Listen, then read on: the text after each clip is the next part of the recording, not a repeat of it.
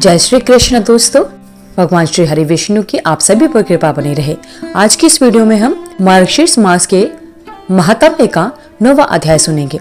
महात्म्य के 9वें अध्याय के अनुसार ब्रह्मा जी ने कहा, हे प्रभु, मुझे नैवेद्य यानी जो भोजन अर्पण भगवान को किया जाता है उसकी विधि बताइए, जैसा कि वास्तव में किया जाता है। कितने प्रकार के पके हुए भोजन की इच्छा होती है तथा उसके साथ क्या क्या व्यंजन होते हैं, यह भी विस्तार पूर्वक बताइए। भगवान श्री हरि विष्णु कहने लगे कि हे प्रिय, तुमने बहुत अच्छा प्रश्न पूछा है, यह मुझे बहुत पसंद आया। मैं भोजन की विविधता तथा अन्य व्यंजन भी विस्तार से बताऊंगा। पहली चीज है कि सोने की थाली अगर उपलब्ध ना हो तो चांदी की थाली इस्तेमाल की जा सकती है। अगर वह भी उपलब्ध ना हो तो बड़ी और सुंदर पलाश की थाली इस्तेमाल करनी चाहिए। हे पाप रहित बर्तन में सैकड़ों ककोले बनाकर चारों ओर रखना चाहिए। बीच में व्यंजन रखना चाहिए। वे भव्य होने चाहिए और उनमें विभिन्न प्रकार के फल होने चाहिए। बर्तन में चंद्रमा के समान रंग की खीर होनी चाहिए तथा उसमें पर्याप्त मात्रा में चीनी भी मिलाई जानी चाहिए। चावल का रंग सफेद लीली जैसा होना चाहिए। मुद्रा दाल शानदार चाहिए। बीच बीच में अलग अलग तरह के अचार और मसाले रखे जाने चाहिए। खाने की चीजों को 3 पंक्तियों में व्यवस्थित किया जाना चाहिए। नींबू के रस के साथ फलों और जड़ों के साथ कई तरह की व्यंजन होने चाहिए। मुझे दिए जाने वाले खाने में सैकड़ों तरह के व्यंजन होने चाहिए। अंगूर को अच्छे आम और करमर्दा के साथ रखना चाहिए, मिलाना चाहिए। काली मिर्च, पीपल, सौंठ और इलायची को मिलाकर उबालना चाहिए और मेरे भोजन यानी नैवेद्य के लिए सैकड़ों की संख्या में कथिकाएं बनानी चाहिए। सैकड़ों ककोलों के साथ काढ़ा या चाटने की वस्तुएं बनानी चाहिए। उन्हें अनेक फूलों से सुगंधित करना चाहिए। मार्गशीर्ष मास में वे मुझे बहुत प्रिय हैं। सुंदर, गोलाकार, समतल, शून्य के समान सममित तथा पतला, चपटा, गोल केक जैसा बर्तन होना चाहिए तथा उसमें चीनी मिला हुआ उबला हुआ दूध होना चाहिए। हे प्रिय, उस मधु के समान रंग वाले गो दूध से मिश्रित मेरे अन्न में स्नेह पूर्वक सुगंधित घी डालना चाहिए। वह घी चमकदार ककोले में रखा हुआ होना चाहिए। वह इलायची से चमकता हुआ होना चाहिए। उसे 100 छेद वाली मिलाकर पूरिकाएं यानी खाने के तेल या घी में तली हुई पतली टिकियां बनानी चाहिए तथा वेष्टिकाएं जैसे चावल चने के आटे से बनी हुई कई कुंडल बनाकर तेल में तली हुई होनी चाहिए। उसे अपूप यानी छोटी छोटी टिक्कियां तथा अनेक प्रकार के दूध के व्यंजन भी तैयार करवाने चाहिए। इन्हीं रोटियों को रत्नों और मोतियों की या मालती के फूलों की तरह एक साथ पिरोया जाना चाहिए। पर पाटा और वरपाटा यानी आटे से बनी गोलाकार चीजें जिन्हें धूप में सुखाकर तेल में तला जाता है, अर्थात पापड़ और वरपाटा अन्य चीजें हैं जो आटे या सूखी सब्जियों से बनी कुंडल, शंकु या गोल आकार में बनाई जाती हैं। सभी को तला जाता है। माशा दाल या कुष्मांड से खूबसूरती से तैयार किए जाने चाहिए। मार्गशीर्ष मास में 9 प्रकार के वाटिकाएं सुंदरता पूर्वक बनाकर मुझे अर्पित करनी चाहिए। ये वाटिकाएं दाल के आटे से बनाई जाती हैं और कटलेट की तरह बनाई जाती हैं। 2 प्रकार की वाटिकाएं मरीची यानी काली मिर्च से तैयार करके लकड़ी बड़े बड़े कुंडों में रखी जाती हैं। एक प्रकार का वटक बहुत ही परिष्कृत तेल में बनाया जाता है। वटक बनाने से पहले आटे में नमक डाला जाता है। दूसरा प्रकार स्नेह यानी तेल प्रेम से रहित होता है। दुष्ट लोगों की तरह उनका रंग केसर जैसा होता है। वे छिद्रों से भरे हुए दिखते हैं। कुछ को दही और दूध में डाला जाता है, कुछ को इमली या आम के रस में, कुछ को अंगूर के रस में और कुछ को गन्ने के रस में डाला जाता है। कुछ को काली सरसों के पानी में डाला जाता है, कुछ को चीनी के साथ और रस के साथ डाला जाता है। ये 9 प्रकार के वटका माने जाते हैं। वस्तुओं को मिलाकर एक बड़े कढ़ाई में अच्छी तरह उबालना चाहिए। हीरे के समान चमकदार नेनिया के बहुत छोटे छोटे बीज और सुखारीज, नारियल के गिरी के टुकड़े और लौंग, 100 लौंग, घी, दूध, चीनी, यह सब खाद्य पदार्थ भी नैवेद्य में से एक है। चमकदार चिकनी फेनिकस यानी गेहूं के आटे से बनी मिठाइयाँ जो कुंडल के रूप में घी में तली जाती हैं, यह सब शामिल होने चाहिए। इनको गहरे रंग के क्रसरस यानी सफेद तिल के बीजों से बनी मिठाइयाँ या मीठी गोलियां के साथ परोसा जाना चाहिए।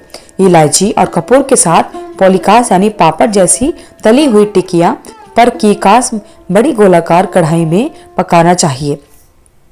मोदक एक प्रकार की मिठाई होती है जिसे नैवेद्य के लिए अवश्य बनाना चाहिए। कुछ अन्य किस्मों को चीनी के साथ बनाया जाता है और दूध में भिगोया जाना चाहिए। अन्य किस्मों को नारियल के फलों यानी गिरी के साथ बनाया जाता है और कुछ को पेड़ों के रस के साथ बनाया जाता है। बादाम की गिरी से अन्य मिठाइयाँ तथा तिल और जीरे से उत्तम मिठाइयाँ बनानी चाहिए। मार्गशीर्ष मास में मुझे प्रसन्न करने के लिए फलों का अचार बनाना चाहिए, जैसे अलग अलग या 2, 3 या 4 समूह में मिश्रित अचार के रूप में इस्तेमाल किया जाता है। मोखनी की कंदमूल यानी सोलनम एक प्रकार का पौधा होता है। अदरक, संतरा, इमली, कंकोला, दशहर, त्रिपुरारीजा, शानदार नींबू फल, कमल का डंठल, टेंडू का फल, लौंग, ल्यूटी, वंश करीरा, कायफल, पाला, अंगूर फल, आम फल, सुंदर कंटकीनी फल, धात्री फल, इमली का फल और अमदा फल, केला, लंबी काली मिर्च और मिर्च। इन्हें शुद्ध सरसों के तेल में भिगोना चाहिए और स्वाद के लिए नमक डालना चाहिए। उन्हें सरसों के साथ मसालेदार बनाना चाहिए और फिर उन्हें मिट्टी के बर्तन में रखना चाहिए और उपयोग करने से पहले 3 साल तक रखना चाहिए। सम्मान वाले ऐसे अचार मुझे मार्गशीर्ष मास में अर्पित करने चाहिए, वे मुझे प्रसन्न करते हैं। यदि भक्त इन सभी खाद्य पदार्थों को अर्पित करने में असमर्थ हो से कुछ कार्य करने चाहिए, जिसे मैं संक्षेप में बताता हूँ। जो भक्त 1 लड्डू, 1 पूरी, 2 फेना, 3 कप कोकरसा, 16 मांडक और 8 बाटिका अर्पित करता है, वह कभी नरक नहीं देखता।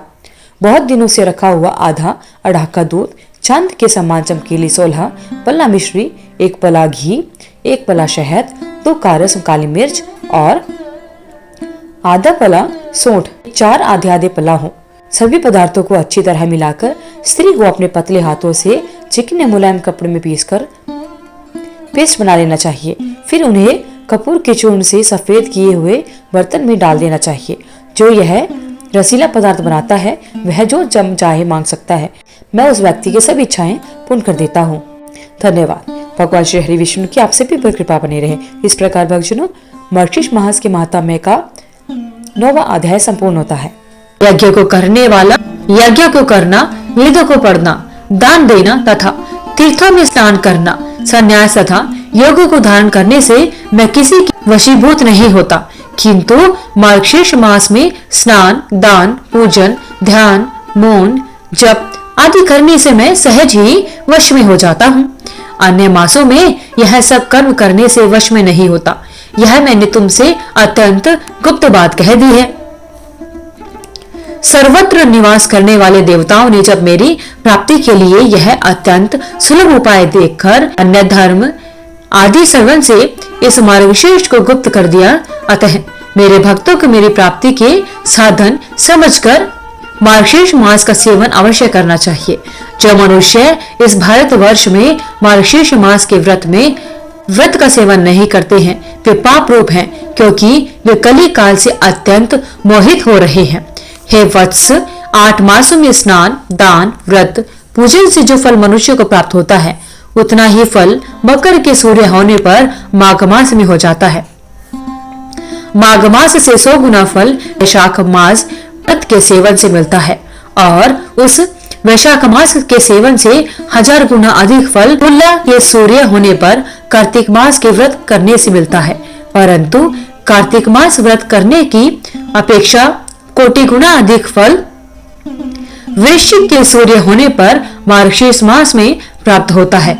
इस कारण मार्गशीर्ष मास समस्त मासों श्रेष्ठ है और मुझको अत्यंत प्रिय है। हे पुत्र, जो मनुष्य मार्गशीर्ष मास में प्रातःकाल उठकर विधि पूर्वक स्नान करता है, उससे प्रसन्न होकर मैं उसकी सभी इच्छाएं पूरी करता हूँ।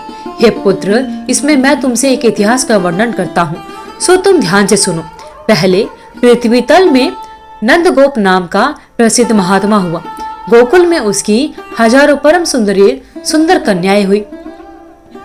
मेरे कथन के अनुसार उन कन्याओं ने मार्गशीर्ष मास में विधि पूर्वक प्रातः स्नान और पूजन किया तथा भोजन और नमस्कार किया। इस प्रकार उनके व्रत करने से मैं उन पर अत्यंत प्रसन्न हुआ। मैंने प्रसन्नता से उन कन्याओं वर प्रदान किया। इसलिए प्रत्येक मनुष्य को यथाविधि मार्गशीर्ष मास का व्रत करना चाहिए।